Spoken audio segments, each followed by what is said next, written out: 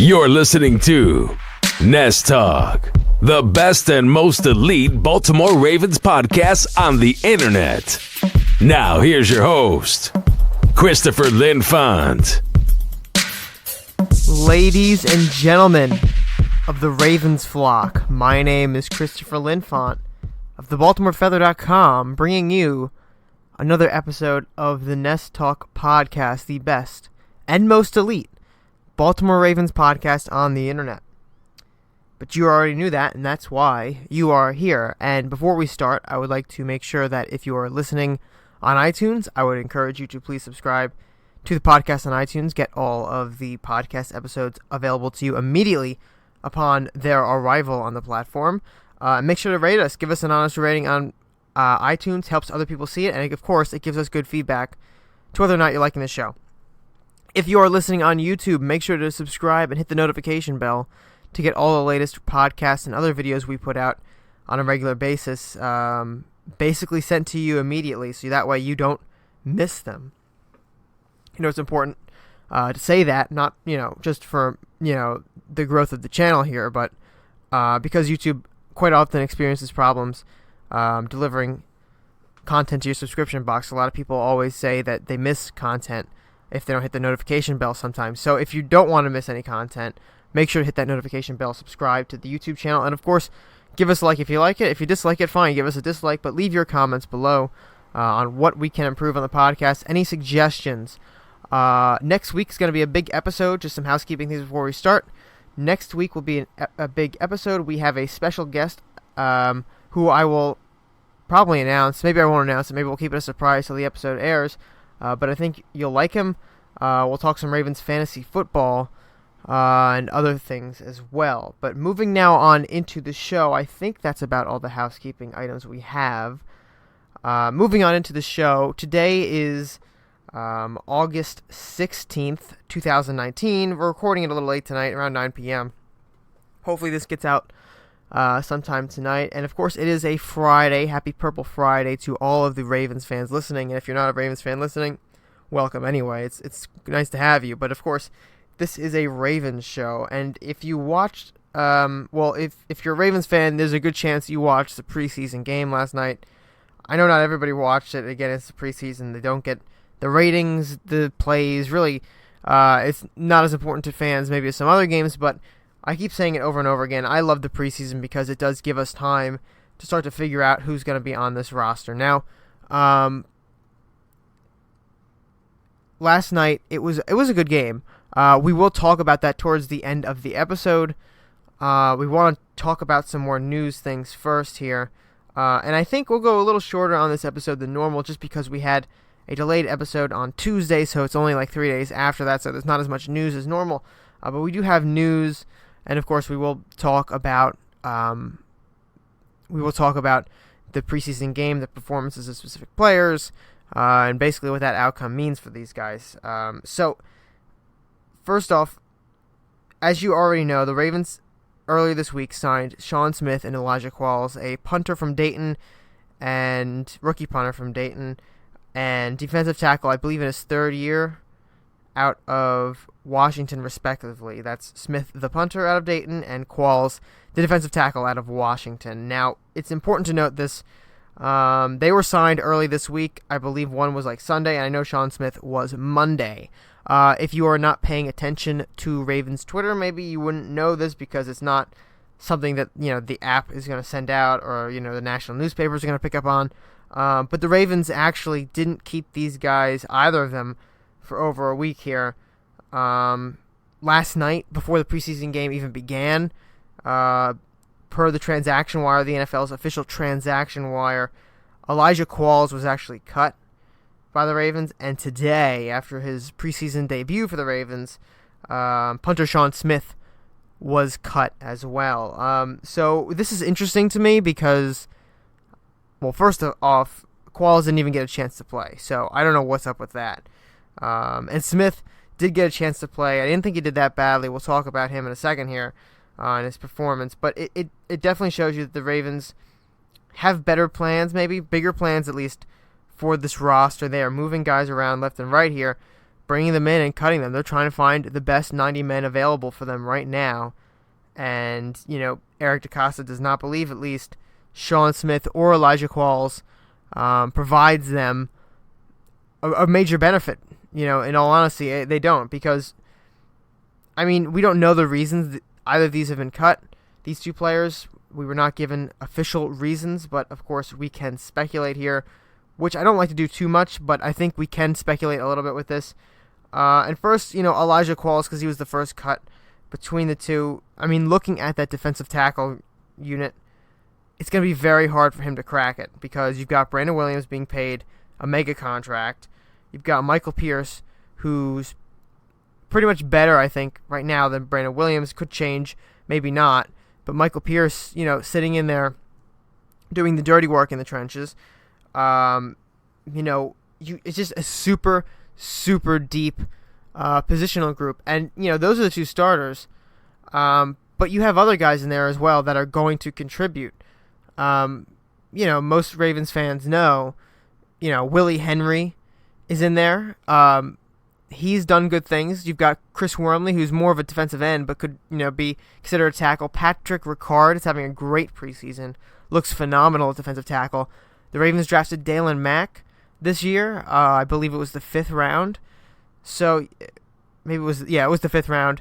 You've got a lot of guys he's competing with here, Elijah Qualls. And, look, he wasn't good enough to make the Eagles roster a couple years ago. He wasn't good enough to make the Panthers roster this past year. The Ravens really brought him in for depth, I think. And with, the competition of Gerald Willis in there, who a lot of guys think is going to make this roster, although right now I'm not, based on his preseason play, I'm not so confident on that, with Pat Ricard in there as well. But you've got guys, it's going to be very hard for him to crack this, and he was already a preseason game behind. Didn't even get to play in the second preseason game. That's a little surprising to me, though, that the Ravens didn't even get him into the second preseason game. But no idea what they're going to do with that roster spot. They haven't made a signing, to my knowledge, at this point. And, of course, then you have Sean Smith opening up another roster spot, and the Ravens will have to bring in another punter because they need a punter. They're not going to give Sam Cook all the punting responsibilities. Now, the reason they may have cut Sean Smith, it's not quite clear, because he did do well in the Packers game last night against the Packers.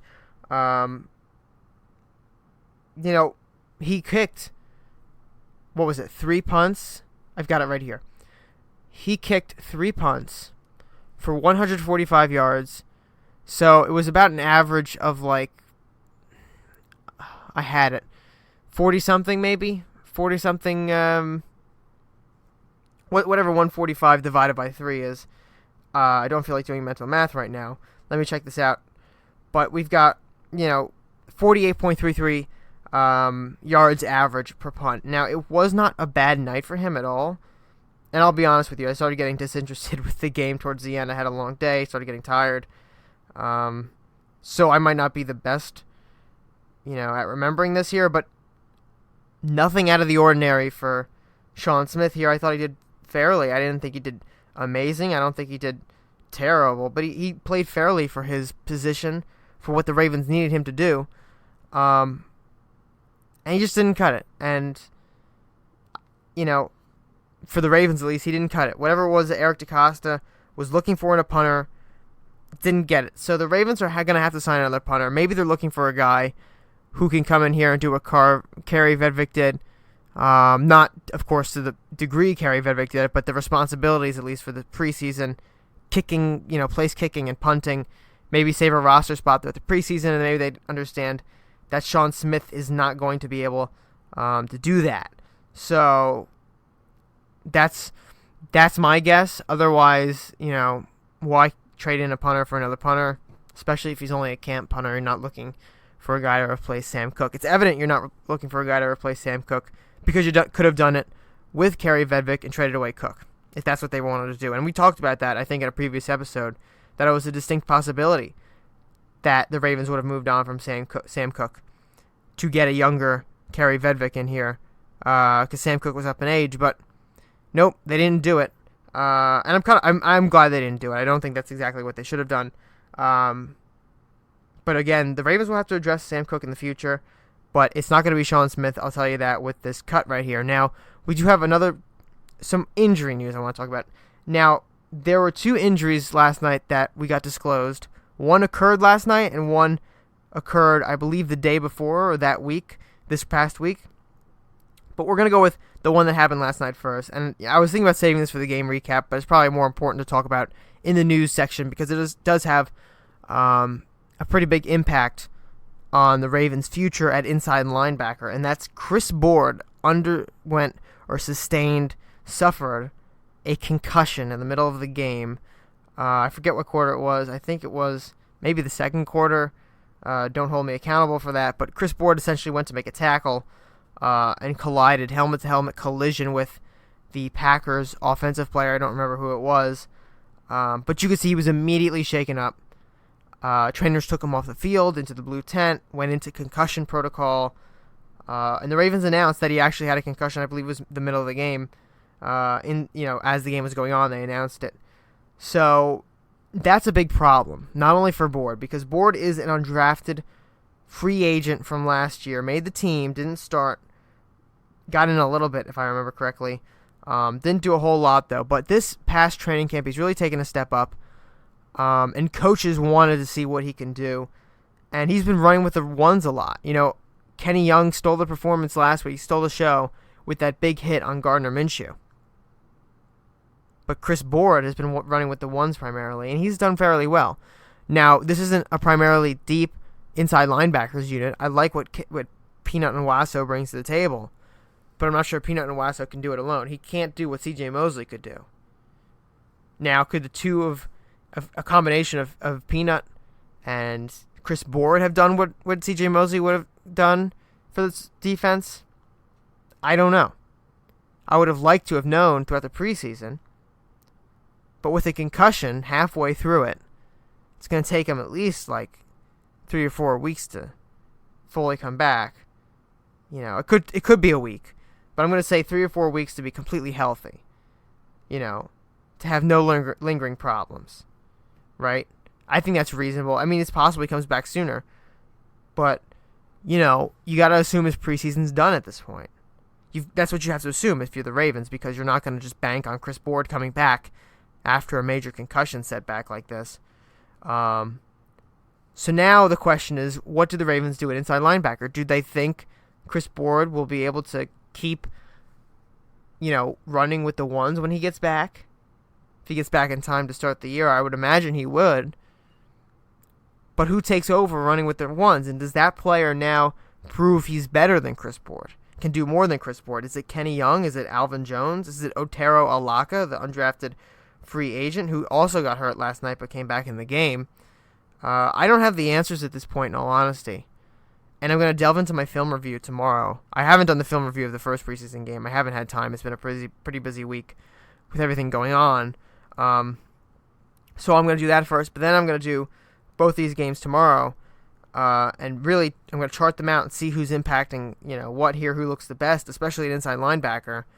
And hopefully I'll have a more clear answer by the time we get back for another podcast next Friday. But right now, it's way up in the air. Nobody actually knows who's going to take this inside linebacker spot. But, you'd think Kenny Young has the edge just because he's a 4th-round pick. He's had some plays this preseason. Did well when he was put in the games last year. But Alvin Jones has looked good this preseason too. In training camp, he looks good when I went down there. And Otero Alaka, the Ravens find undrafted inside linebackers all the time. Wasn't Peanut even an undrafted linebacker? I don't remember, but they find these guys. Bart Scott was one of them for the Ravens. So you've got to imagine that, the Ravens are at least comfortable with the situation, and potentially finding somebody in there who could pair up with Peanut. But the question is, who's he going to be? And is that person going to be enough during the regular season? We won't know till the regular season if that person can actually produce at the level the Ravens need him to, because, preseason's one thing, regular season is a whole nother animal. So, Chris Board, again, to summarize here, he's probably out for the rest of the preseason, very much in danger of losing what looked like he didn't have the starting job yet, but he was kind of ahead in the run for it. But now it looks like he's going to lose that edge on these other players just because of this concussion. And, it is sad because he couldn't help it. It's not his fault he got a concussion. Not his fault at all. He went to make a tackle, and the helmets collided, and he got shaken up. That's just the nature of the game, but it happens, and the next man up's going to have to, come in here and prove that he is worthy of the starting spot. Because this race was nowhere near over, but it is taking out a contender. In all seriousness, it's taking out a contender for that first-string position. Now, of course, I did mention there was another injury piece of news we have to talk about, and this one's more than just a piece of news. This is like, huge news. This is probably the biggest news story of the week, and it didn't even happen it didn't even happen during the preseason game. It happened before the preseason game. We weren't told about it until after the preseason game.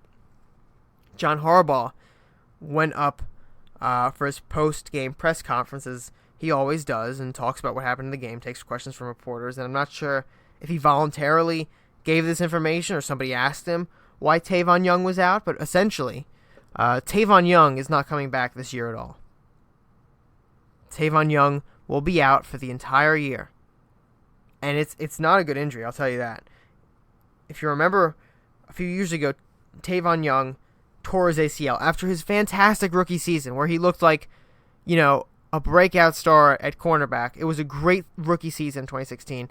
2017, he tore his ACL in OTAs. It was like the second day of OTAs, and he tore his ACL, and that was it. He was gone for the entire season. 2018, he came back, did very well, got a big extension, was happy for him, thought he fit well with this Ravens defense moving forward. And now here we are in 2019 here, and he suffered a neck injury. I think it was in practice. Not life-threatening, not career-threatening. He's not paralyzed or anything, but the Ravens are recommending surgery, and it will almost certainly keep him out for the entire year.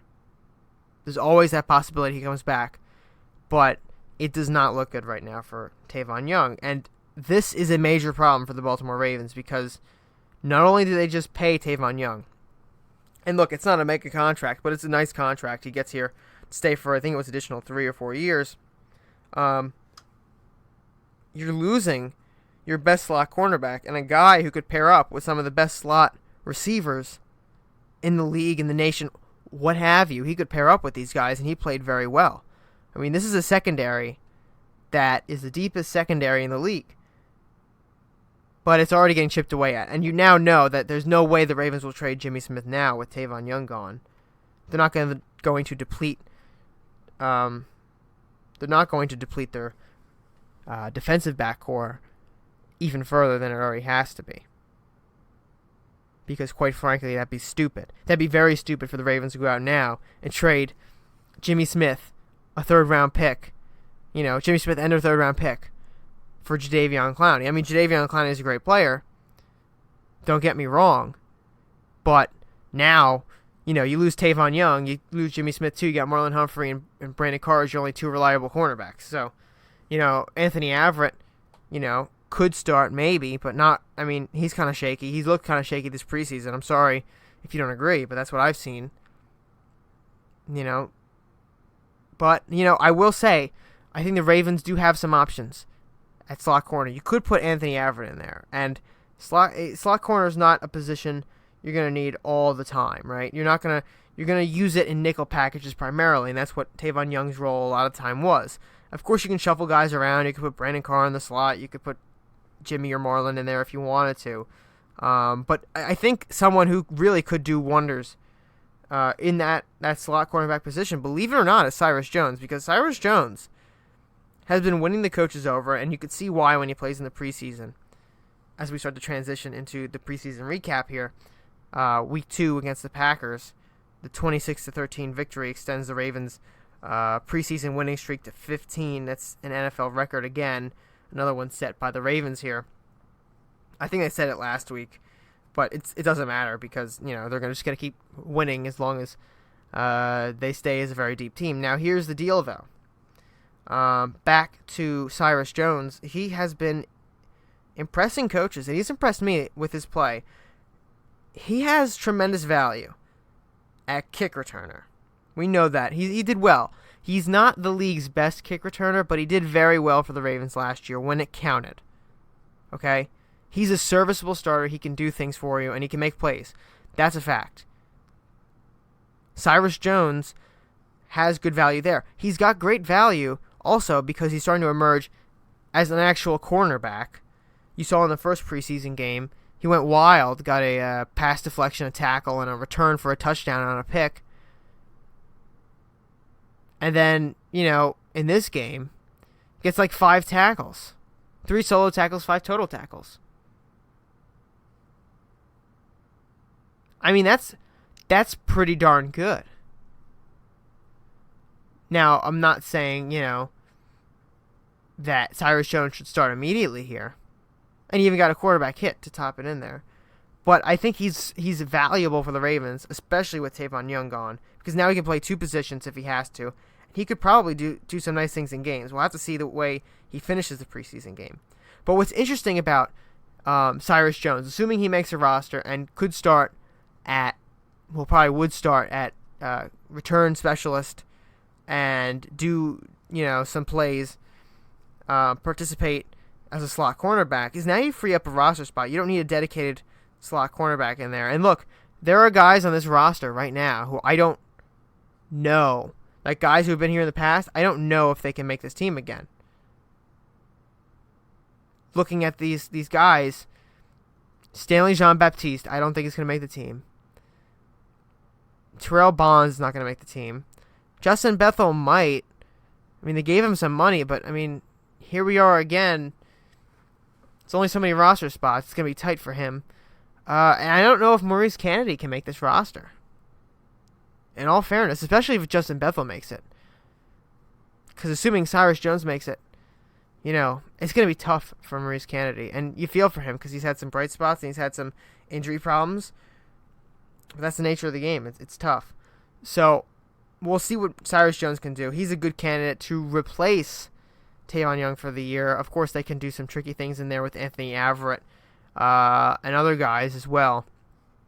But they probably will keep one more cornerback than they would have, if Tavon Young were not hurt. But that could, again, be filled by a guy who they didn't expect to play corner at all in Cyrus Jones. And they wouldn't have to keep an extra player. They free up another roster spot somewhere else.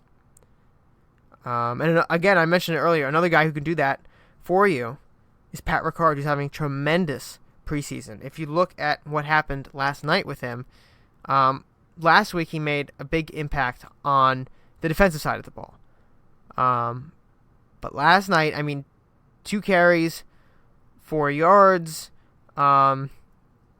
He got blocks in there as well. It's not amazing, but he showed that, hey, he can push the pile. He can make blocks. He can play on defense. He even came in with a fumble recovery on defense. Stayed in there. It was a fumble recovery on their own 5-yard line or whatever, the Packers' 5-yard line. So the Ravens stayed in there on offense, and he was there again. He just stayed in the huddle, and he went in and they tried to get him to get some blocks in there. I don't remember if they scored or not, but it shows that he has tremendous value on both sides of the ball because, as Brian Billick said last night, fullback is a dying breed. Now, I don't agree that fullback is useless, as some people might say. I think fullback is a very important position in football. I think having that lead block or having a guy who can go in there and just pound somebody to the ground on short yardage situations is great. It's fantastic. And I like what Pat Ricard can do at that position. But if he can also play defensive tackle, and Wink Martindale's loved what he's done this year. He's talking about him, raving about Pat Ricard and what he can do with Pat Ricard on the field. If he can play both, that provides, again, tremendous value to the Ravens. These are 2 guys, Cyrus Jones, Pat Ricard, tremendous value, and open up roster spots for a guy maybe like a Maurice Kennedy, or a Trace McSorley. And Trace McSorley, I think, had a great night last night. But he's not a lock for this roster. Now, if you look at Trace McSorley's numbers from last night, 8 for 13, 74 yards, a touchdown and interception. Decent. He's looking better and better and better. Those two interceptions he's thrown in the past 2 weeks, one in each game. Both came out of 2-minute drills, so he's really forcing the ball, I think. That's the issue. But when he's not forcing the ball, when he's playing like himself, he's playing very well.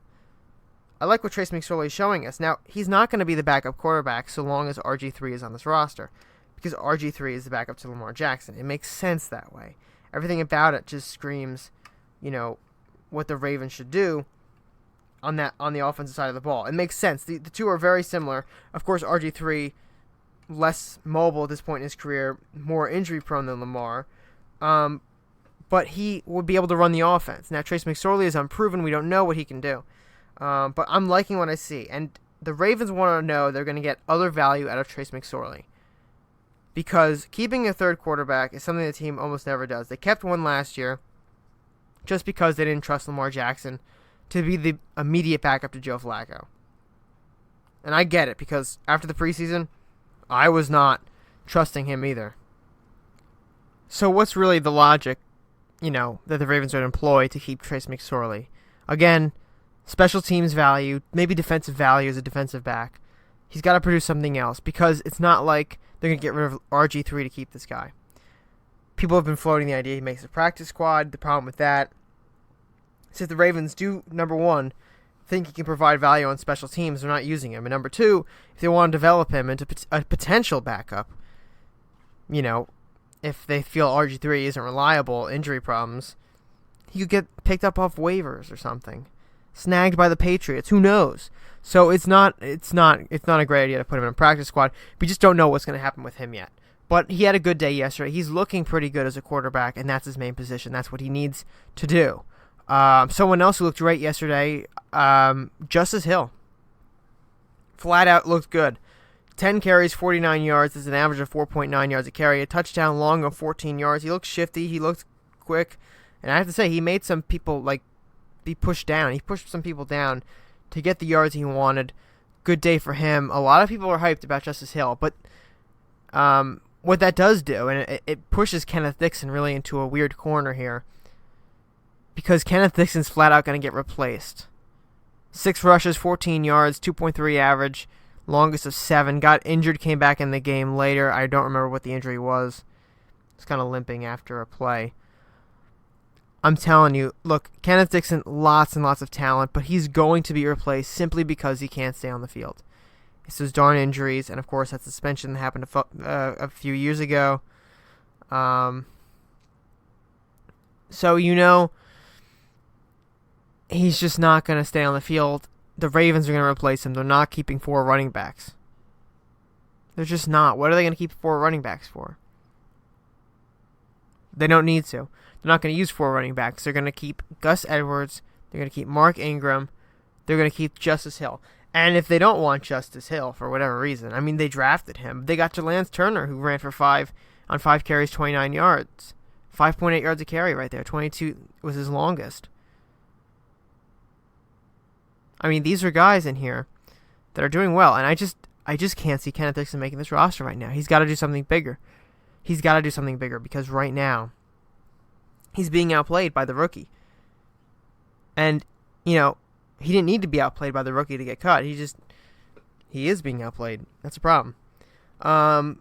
Receivers here, look, it was good, I think, that Antoine Wesley made a couple plays. 2 catches. 1 for 5 yards. 1 for 38 yards on two targets, too.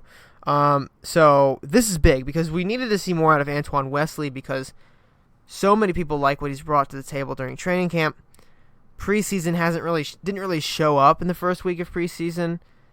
He got a target, but nothing happened. And I said in the preview and predictions, if you read it, whatever, that Antoine Wesley had to do something. He had to outperform Jaleel Scott, and he flat out did. He outperformed Jaleel Scott. Jaleel Scott caught 2 balls for 23 yards. That's an average of 11.5 yards per catch.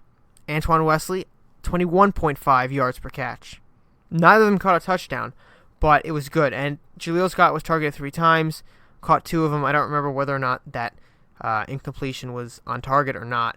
And then, of course, you've got Nick Boyle in there who got 3 catches. I think he was the tight end with the most catches. Tried to hurdle a guy. If you saw the play, he kind of had an epic fail there. Tried to hurdle a guy, and basically, if you remember that Antonio Brown play from a few years ago where he kicked somebody in the helmet, It looked like that was going to happen, but then the Packers defender basically caught his foot, put it in his chest, and then just pushed him back. And I was afraid that Nick Boyle was going to get hurt because, you're not supposed to bend a leg like that. Not supposed to be pushed back like that. So he's fine, though.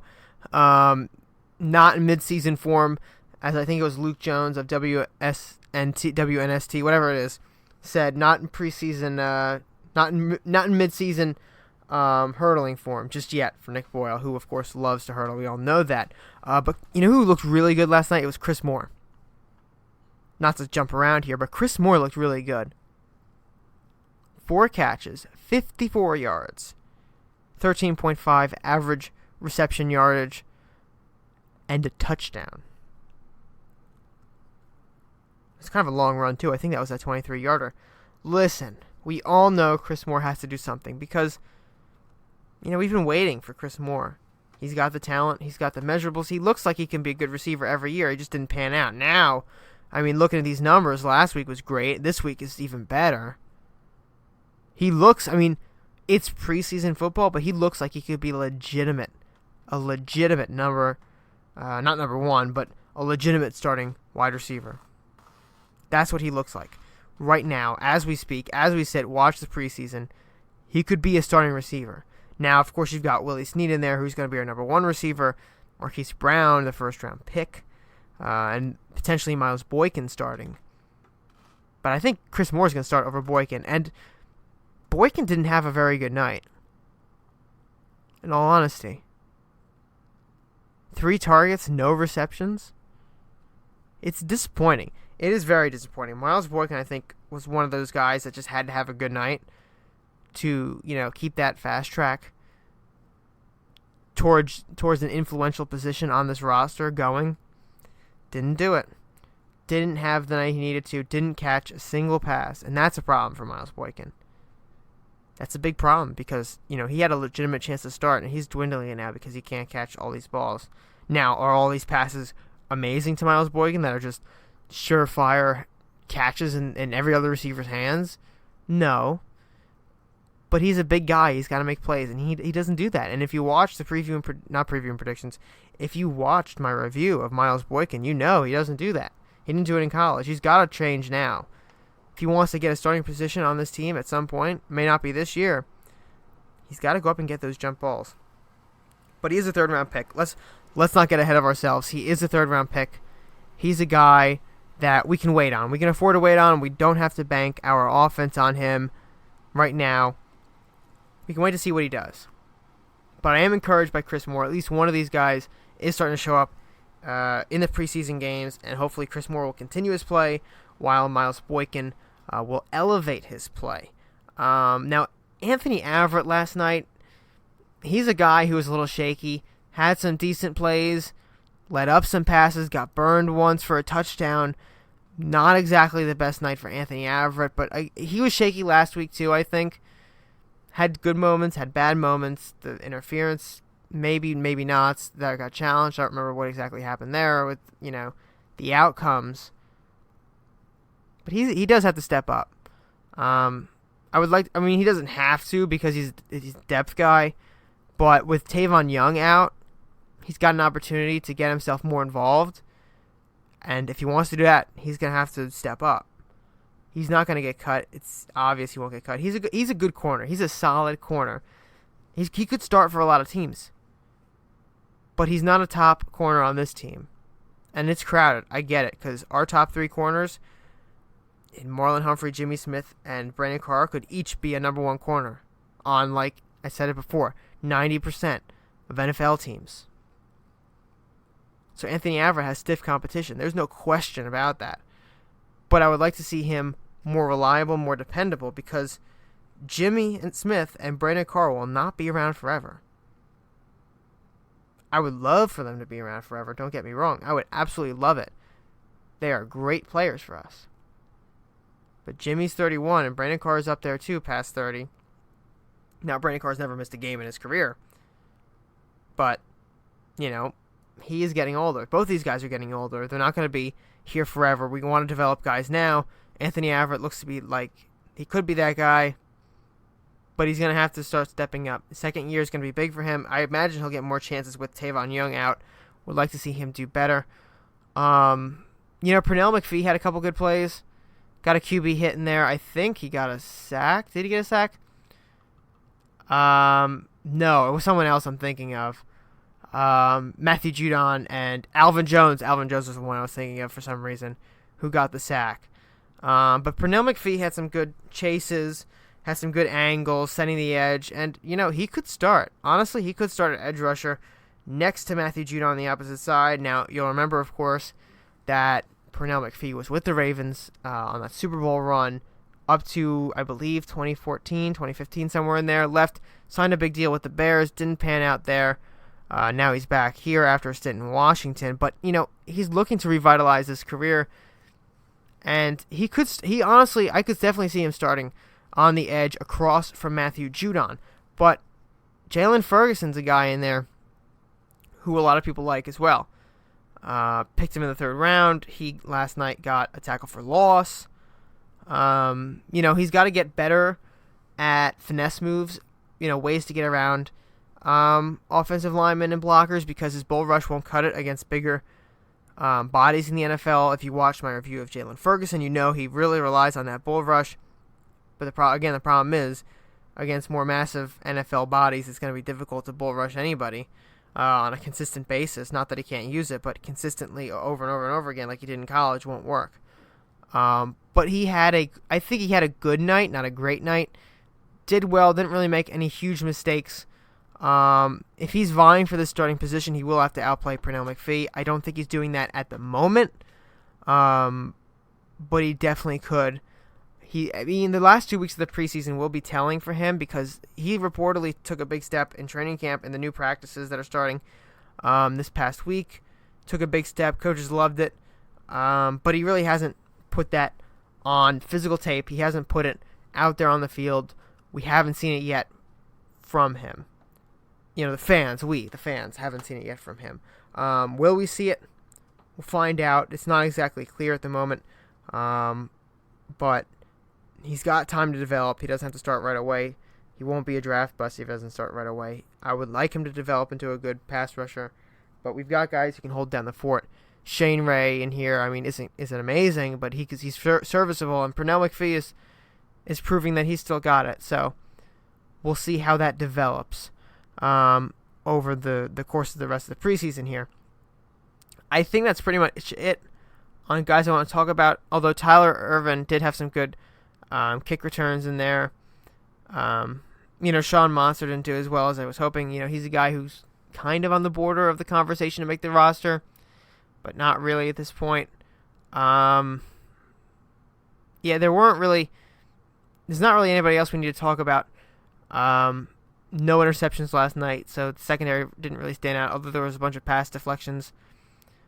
I think there was 3 in total. And believe it or not, Michael Pierce had one at the line of scrimmage, which was kind of nice. And of course, Pierce is one of the best defensive tackles in the league.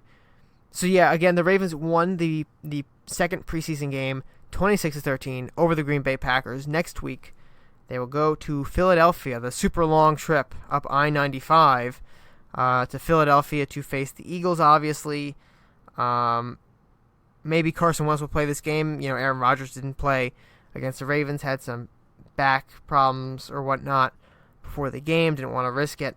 But it would be nice to see Carson Wentz come out and play against the Ravens starting defense, kind of gauge where we are on that, especially that pass rush against a real quarterback in there who knows how to evade the pocket. I would like to see, and evade in the pocket, evade those pass rushers. I'd like to see how the Ravens front seven reacts to that. That'd be interesting. I will be attending this game, so live tweets might be a little slower than normal because I will only have my phone versus the computer, but I will be in attendance for this game, and it'll be fun. Let me know if you're going out to that game too. It's going to be fun.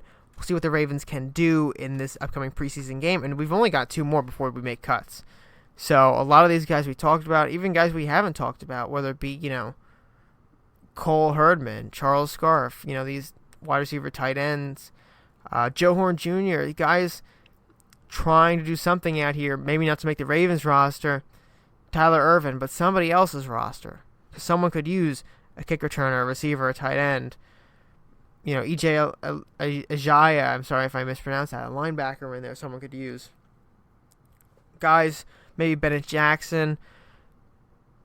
Teams are looking for depth players they sign after preseasons. Happens all the time. So we'll see in these next 2 weeks. They're critical.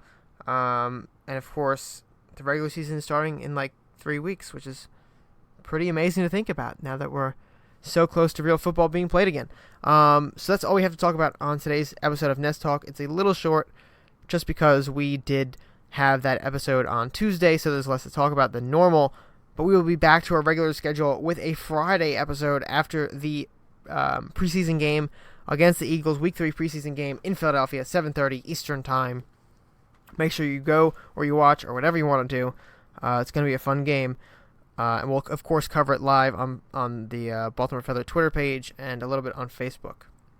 This is Chris Linfante signing out. Hope you guys have a great weekend, and we will see you next Friday with Nest Talk episode 41. I can't believe we're already on the 40th episode of Nest Talk, getting close to the special 50. And, of course, remember, next week we have a special guest. Tune in to that show for some Ravens fantasy football talk. This is Chris Linfante signing out.